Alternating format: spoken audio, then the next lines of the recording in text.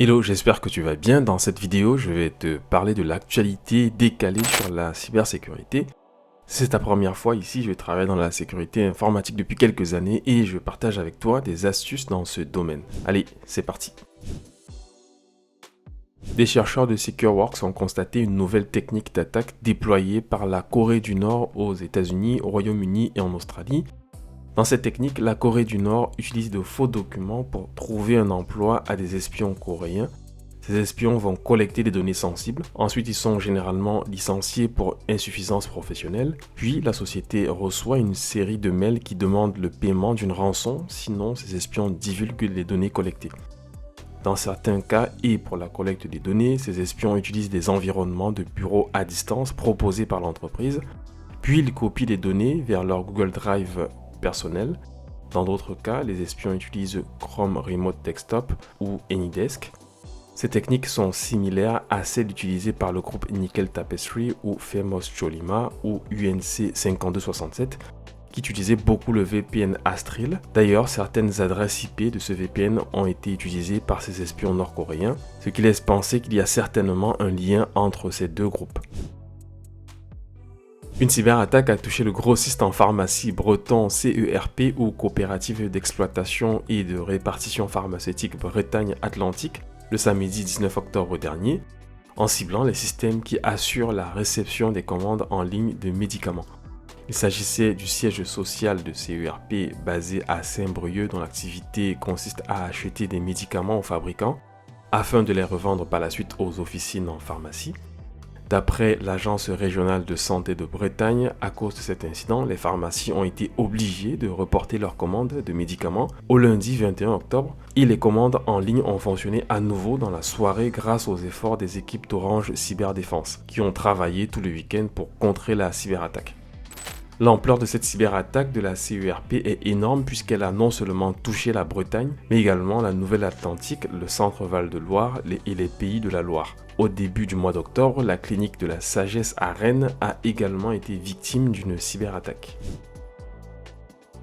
Les pirates informatiques ont attaqué plus de 6000 sites WordPress pour installer des plugins malveillants qui affichent des erreurs et des fausses mises à jour dans le but de propager des logiciels voleurs d'informations, Clearfake ou ClickFix. Paraissant inoffensifs, les plugins utilisent des noms similaires à des plugins légitimes comme WordFence Security, Lightspeed Cache ou Universal Pop-up Plugin, contenant des scripts malveillants qui envoient des fausses notifications de mise à jour du navigateur aux utilisateurs finaux.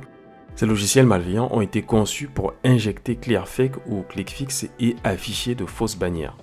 Pour installer automatiquement le plugin et se connecter au site WordPress, les acteurs de la menace semblent utiliser des identifiants d'administrateurs qu'ils ont probablement obtenus par force brute, hameçonnage et via des logiciels voleurs d'informations.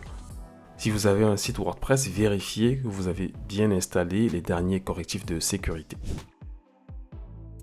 Lors du premier jour du concours annuel Pound2Hound, des équipes ont découvert 52 vulnérabilités 0D à travers plusieurs appareils.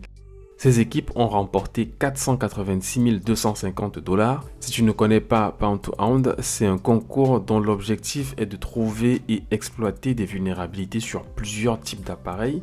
Il y a généralement une récompense, c'est du bug bounty. Par exemple, lors de la session du 23 octobre, des vulnérabilités ont été découvertes sur la caméra Lorex 2K Wi-Fi, le routeur QNAP Cora 322, le TrueNAS Mini X, le haut-parleur intelligent Sonos Era 300, l'imprimante HP Color LaserJet, l'imprimante Canon Image Class, le QNAP TS 464 NAS, le Synology Disk Station. Et lors de la session du 24 octobre, des équipes ont remporté 358 625 $ et d'autres vulnérabilités ont été découvertes sur Samsung Galaxy S24, Sonos Era 300, QNAP TS 464 NAS, etc. 0D Initiative publie régulièrement les résultats de ce bug bounty. Une campagne de logiciels malveillants appelée ClickFix utilise de fausses pages web Google Meet pour diffuser des infos stealers ou voleurs de données qui visent les systèmes Windows et macOS. Trompés par les faux messages d'erreur dans les navigateurs web, les utilisateurs copient et exécutent un code PowerShell malveillant qui infecte leur système. Avec des variantes comme Clearfake ou OneDrive Paste Jacking, la campagne utilise des leurres pour rediriger les cibles vers de fausses pages Facebook, Google Chrome, PDF Simply, reCAPTCHA, Google Meet et Zoom. En prétendant résoudre un problème d'affichage de contenu dans le navigateur web, cette campagne a pour but de déployer les logiciels malveillants style C, Radamantis sous Windows ou Atomic sous macOS grâce à l'exécution d'un code PowerShell.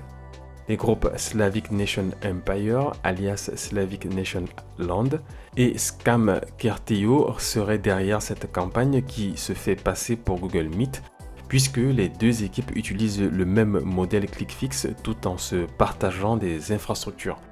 Une autre campagne ClickFix a été détectée et elle se sert de CAPTCHA sur des faux sites web pour pousser les utilisateurs à copier et à exécuter un script PowerShell encodé en base 64.